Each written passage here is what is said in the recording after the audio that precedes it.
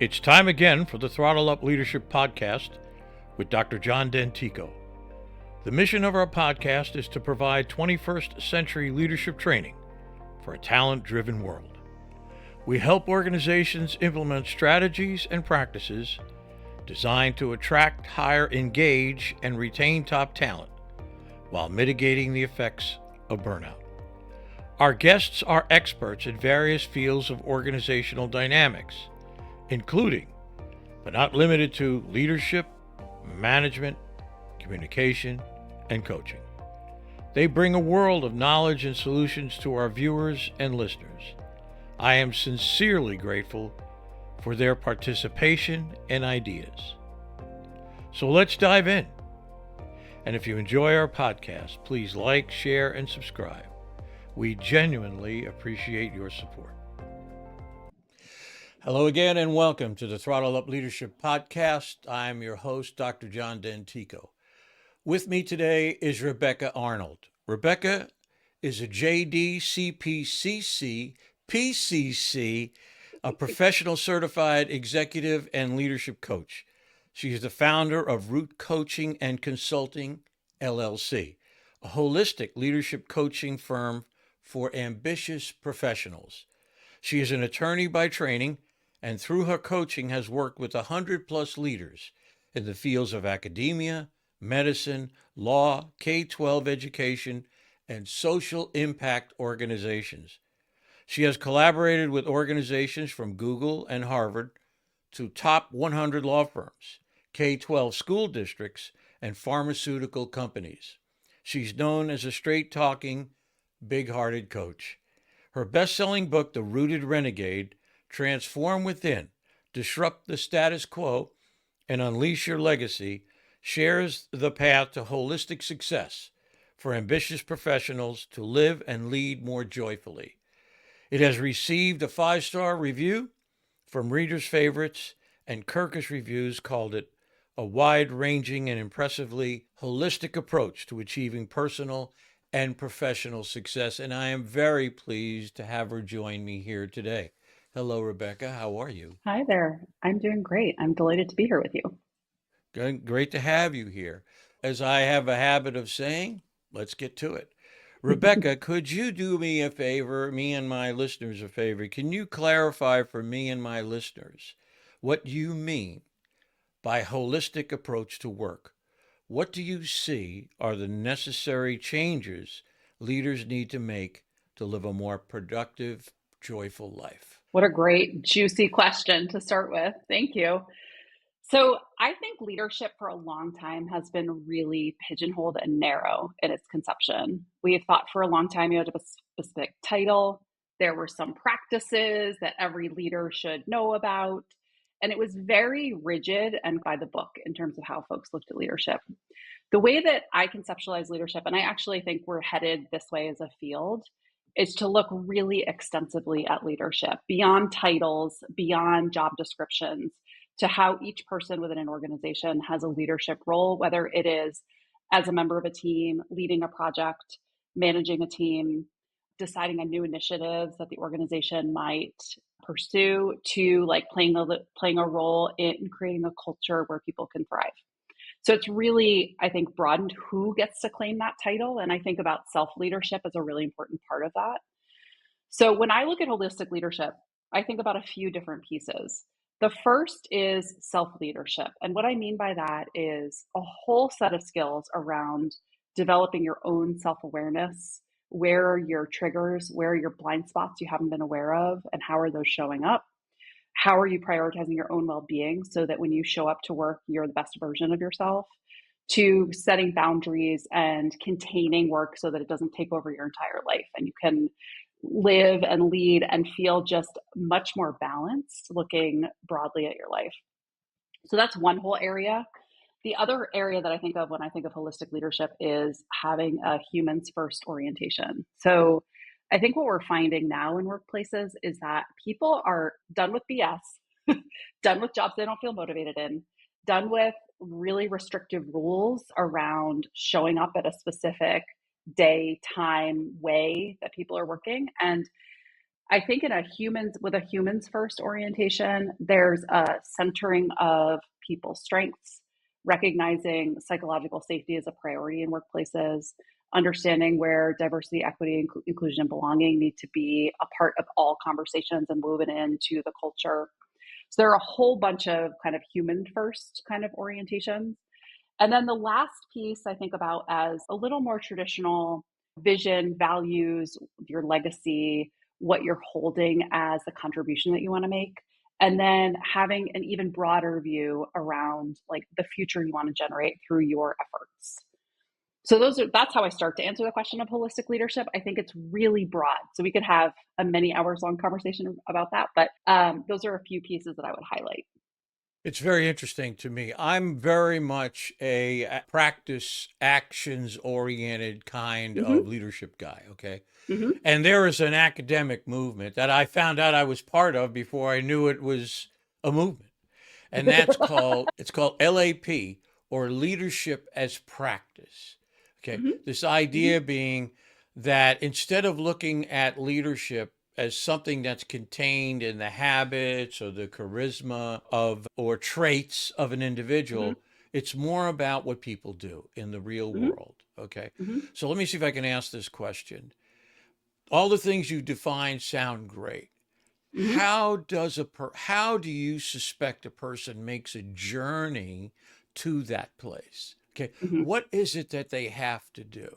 I'm Forgive me, but I've always thought this idea of a self-awareness too often creates this sense that somehow, some way, we have to reach a level of nirvanic transcendental understanding before we go off and do leadership. If Yeah. I have to sit there and be in some holy, if you will, a state. But that's not how Mm-hmm. life is, as you No, well know. no. So Yeah. what does a person have to do on that journey to being more of a holistic practitioner, Mm-hmm. if you will? Yeah, so I am with you on the practical piece of it. It's why my book has 50 plus exercises, because I am very committed to what do you actually do with all this stuff? Because the words are lovely, but it doesn't make any difference if it doesn't change things on the ground. So I like to think about this as when people come to me in as a client, as a leadership coaching client, they're often coming with challenges that are like up here. So I can't get enough done. I can't motivate my people. I'm not really sure where we're going or how to communicate that to people. And when we drill down, there are some skills associated with that, like clarity. How do you communicate effectively? Those sorts of things. But when we get down underneath the hood into what's going on, there's often some kind of a gap in self awareness. So, an example of that might be, oh, I'm actually not aware of the impact I'm having on my team when I show up to a conversation. So if you're a leader and you're like frustrated and overwhelmed and all that stuff, and you walk into a meeting, like we know from research that mood contagion is a real thing and it's more contagious than viruses, even. It's like those 3 degrees of separation. So if I'm pissy in a meeting with you, you're going to go home to whoever's in your house and likely carry that, and then it's going to impact them. So it just keeps spreading. And the more authority you have in an organization, the more it spreads. So if you think of a CEO leading a meeting from that frame, it's going to have wide reaching impacts on the organization. So the self awareness piece is really around one piece of it is really around how am I wanting to show up? What's my intention? And what is the reality on the ground of the impact I'm having on other people? So if I start to like roll it back and say, okay, my intention for this meeting is to come in with an open mind and really listen to my people's expertise, then that might take some practices like restraint, right? Maybe you're used to just going in there and sharing all your thoughts, leading the conversation. And maybe this new orientation is a little bit more backseat. So you might need some practices around like, how do I really like ground and settle myself so I walk into a meeting from this quality of being that I want to inhabit here. And when I catch myself, what are my tells that I'm getting off course from what my intention is? And how do I bring myself back so that I get to a place in this conversation where people feel like they're really being heard about what their priorities are? So that's a very tangible example of how self-awareness would show up on the ground very practically. Uh, I remember a quote by Margaret Wheatley, who wrote Leadership in the New Science, must be about 30 years ago. And there's this one great quote in her book that says, "We only know ourselves in relation to other people." And I Mhm. think that's absolutely true. You have to jump in. I've said this several times on my podcast before. Leadership is a come as you are party in many respects. You have to get involved and learn. Be open to Mhm. learning from the mistakes you make, taking a step back and say, maybe I don't want to be that way, just as you Mhm. said. Or, Mhm. and I am a big believer in coaching. I am very much supportive of the whole coaching industry where you can have someone who you could bounce things off of, in a manner of speaking, Mhm. and really get a sense for, I'm doing this and I really need to do something else, and figure out what that might be. So I Yeah. appreciate that. I appreciate that very much. Let me move on to the next question. Okay. Mhm. Retention. I'm going to talk about retention Mhm. for a bit. Retention of top talent in organizations right now is a very hot topic. Mhm. What are three areas of concentration that you would tell senior leaders in an organization to focus on if they were worried about stemming the tide of turnover in their company? Okay.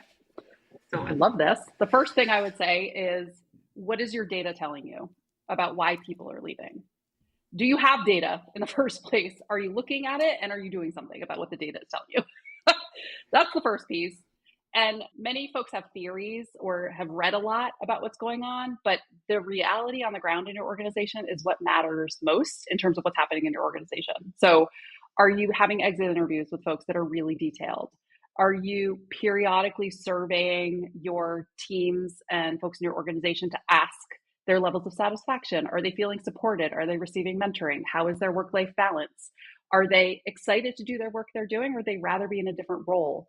So there are lots of questions to really drill down into people's lived experiences day to day on the job that are way beyond like, how satisfied are you 1 to 5 in this organization right now? We really want to drill down so that when you get the data back, you can do something about it.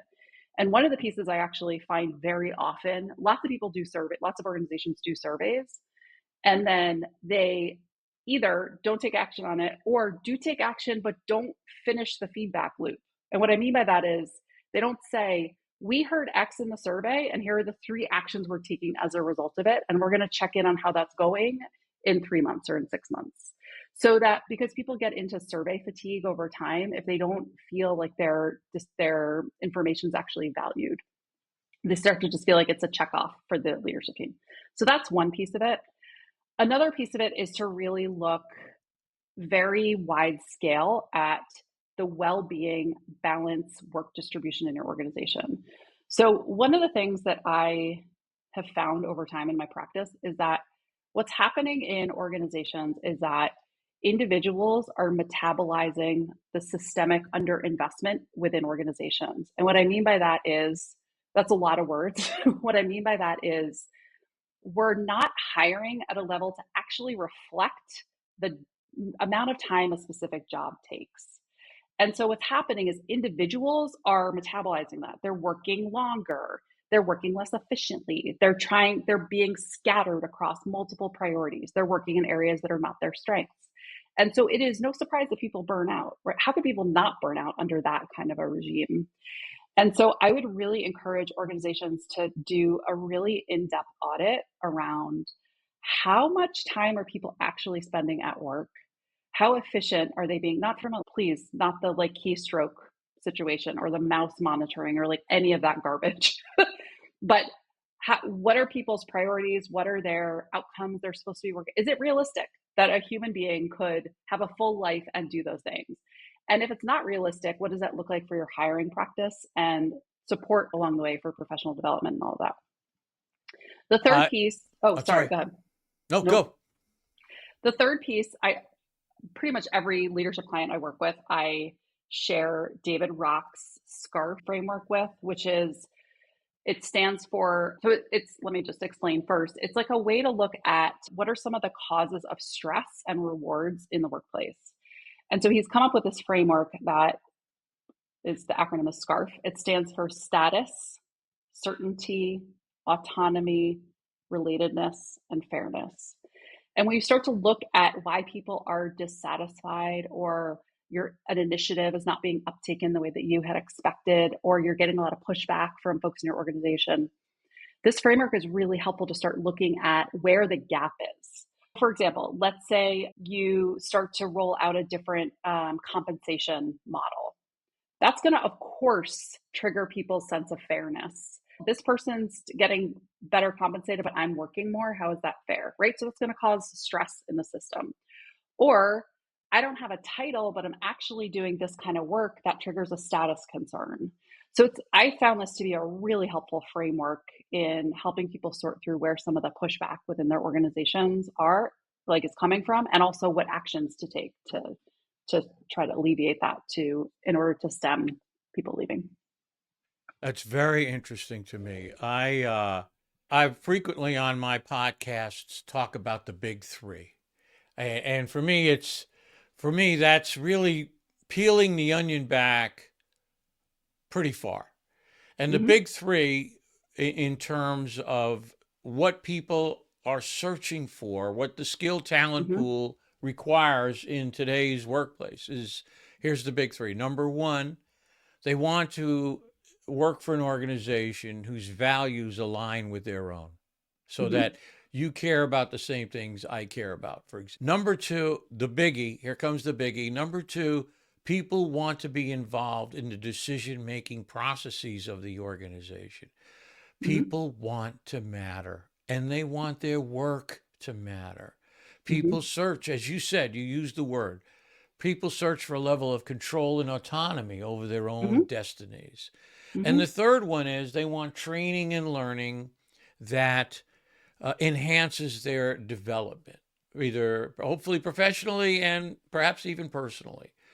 And I think the middle one for me is big. I think, especially now in this hybrid work environment where we're moving away from the, if you will, hierarchical perspective.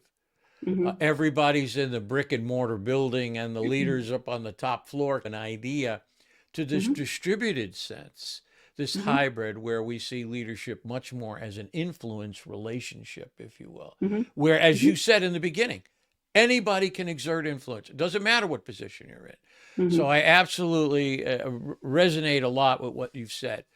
And I think that we now know, for example, or I've made this discovery, I don't know if everybody knows, but that igniting someone's creativity is a way to prevent burnout, is a way to say, take your mind off this. Go on an archaeological dig in your local neighborhood. Get a cooking class. Do a rock climbing. Those kinds of things generate enthusiasm and creativity and move people away from this burnout mentality, if you will. Yeah, I'm totally with you that most of us as humans, we seek novelty. And if we're doing the same thing day in and day out, we're gonna atrophy. It's just not how we were built. Yeah. And creativity is a really important aspect of that. I think what I would add to that is you can do all the rock climbing and skydiving and all of that you want. And if you come back to your desk and you can't possibly finish your job in the number of hours in a week, and it's a toxic work environment where you're totally unappreciated for your work and your leaders are spinning and don't have any direction, it's not going to help. And so it's a both and situation. So absolutely true. You've got to fix that. And I had a wonderful guest by the name of Jimmy Burrows on. We were talking about burnout. We'll just go down this road here a little bit. And one of the issues he raised, and you've just said it, is what happens when the organization itself is burned out?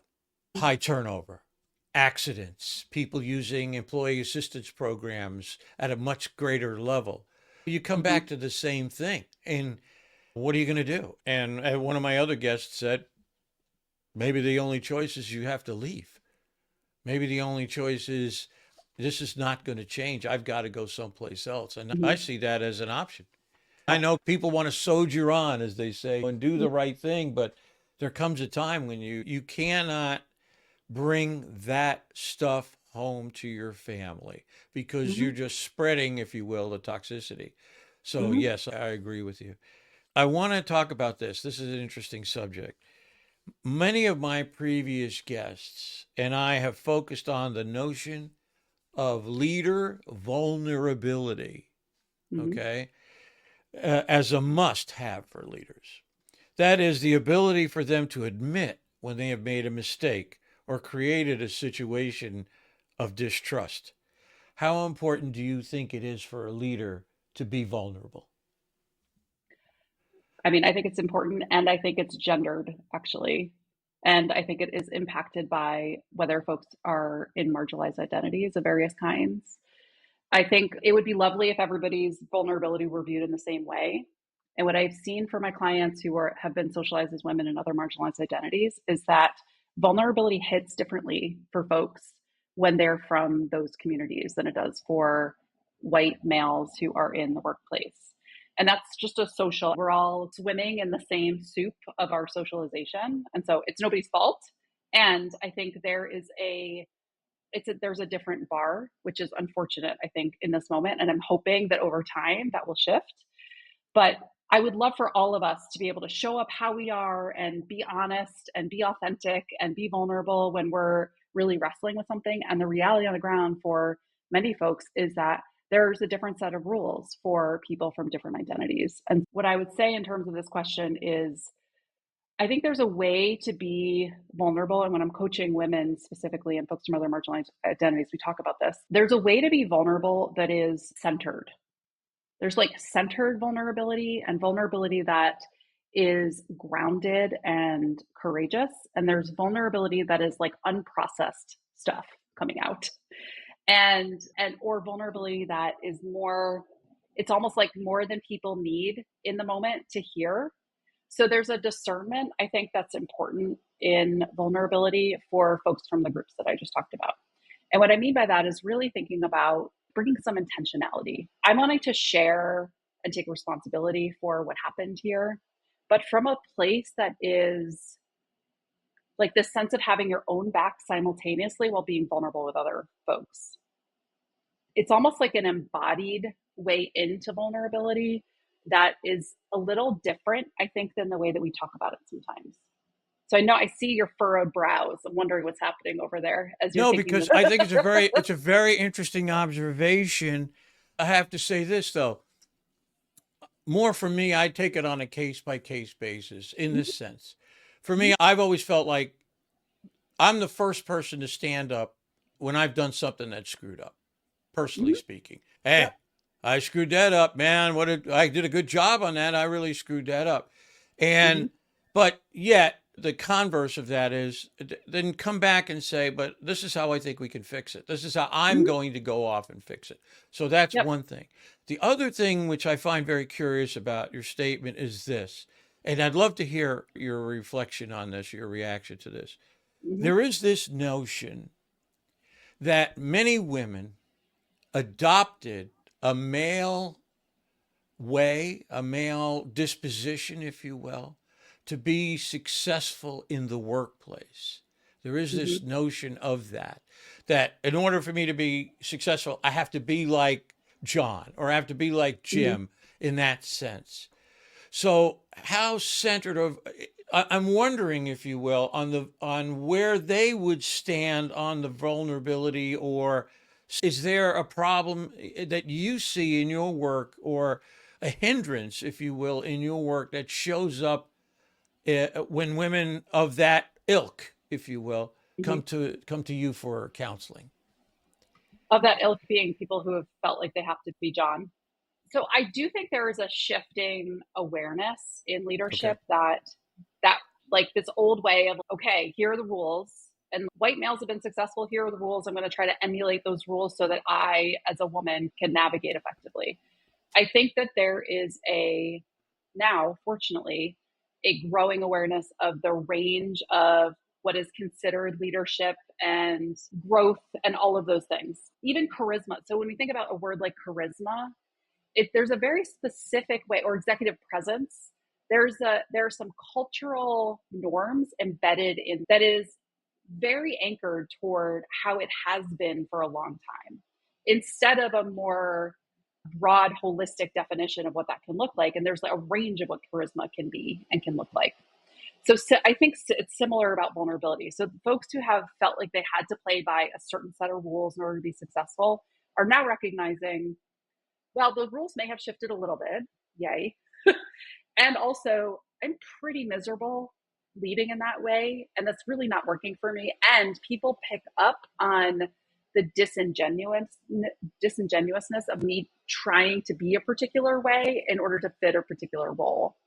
So I think that's some of what people encounter when folks say that a woman specifically doesn't have executive presence, or isn't, people aren't connecting with her, or other kinds of things that it's coded language for really the norms that we have as a society around like privileged groups. And also it's a reflection of me showing up in a way that is not actually me. It's me like wearing a mask that I think I should have to wear. And so when I'm working with folks who really want to lean into authenticity and vulnerability, there's sense of, I said before, like a grounding in themselves of, I can take responsibility for this from a place of courage and doing right by my team, instead of a vulnerability for vulnerability's sake, which like we're actually not usually up to that. It's just like, we're going to be vulnerable just to be vulnerable, right? There's a reason why. It's so that we connect with other people. It's so that other people feel like they can be vulnerable with us when something's going on. It's so that when we share failures more regularly as organizations, we can do something about it. So when my clients really connect with what is the reason behind how I am intending to show up, there's a different energy that is imbued in that comes across. Yeah. I don't know if I answered the question, but. No, that's great. No, I think you did a great job. I am not a believer in charismatic leadership. Charisma, as far as I'm concerned, is a nice thing to have if you got it. But if you don't have trust as the foundation for how you deal with people, you can have I've known very charismatic people that I knew I could not trust. There was when they left the door, they were looking to do something that I didn't think was on the up and up, if you will, in terms of, and this is when I was in business myself, working for different companies. So charisma, yeah, it sounds great and it looks great, but it's hollow if you don't have the trust factor that goes along with it. The trust is what matters. The charisma is like frosting on a cupcake, as far as I'm concerned. So that to me is really important for people to know. And I always tell this story about this wonderful woman that I knew, still know, who would tell me when she went to work, she had to put her game face on. I have to put my game face on. And I would always think, I said, I don't know what she's up against. I really don't know. But I would always think, you're pretty great the way you are. If you just come to the problem being who you are, I think that's very powerful. And it's more than enough. And I think the lesson I learned personally was be the same person all the time. It makes life a lot more simple. You don't have to think, how was I when I was doing this? It's a lot simpler to just show up and be you, as you say, be authentic. So yeah, there is it's almost, if you think about the energy it takes for us to perform a role, it's way more than if we're just being ourselves. And not every workplace is accepting of who we are authentically. And so some of this is a question about fit in your organization. If you're unable as a leader to show up with your full range of strengths, skills, and capacities, and there are rules you're needing to play by that really aren't aligned for you, that's just not the place for you. You're probably not going to thrive. You're going to be unhappy, and you're not going to have the kind of impact you probably want to have. So some of that like internal discontent of having to show up in a way that doesn't actually feel good to me and aligned for me is a signal to start really reflecting on what's going on and look a little deeper. That's exactly right. I teach this thing called the shared values recruiting exercise as a way to uncover the values of an individual. And I tell people all the time, you may find that this person is not a good fit. Okay, that's fine. You're helping yourselves and you're helping them. because they're not going to be running around in your organization and 6 months later say, I can't stand it here. I think you're absolutely right. You have to have the right fit. Let me ask you this question. A colleague of mine says we're living in a time of a great trust deficit. In your opinion, what can leaders do to increase the level of trust in organizations? And you may have covered some of this already. Yeah, I think authenticity is the first, because if you're not authentic, people will pick up on it. So just don't even try. It's a lot of effort for a lot of negative impact. Um, I think that going back to what we talked about with Scarf, I think really looking at the choices that you're making as a leader and the impact on people's sense of safety, predictability, autonomy, status, certainty, all of those factors that we laid out before can go a long way into looking at building trust within your organization. And do what you say you're going to do. And if you are not following through on something, explain why and ask people to share with you the impact of that, of you not following through. I think that's a piece that sometimes we feel guilt or shame when we have a misstep. And it's totally a human response, right? Like, it would be lovely if we all were like, yay, I messed up all the time, and like totally celebrated that. And sometimes we can be like that. And sometimes it lands much more tenderly than that, especially if it's something that really matters.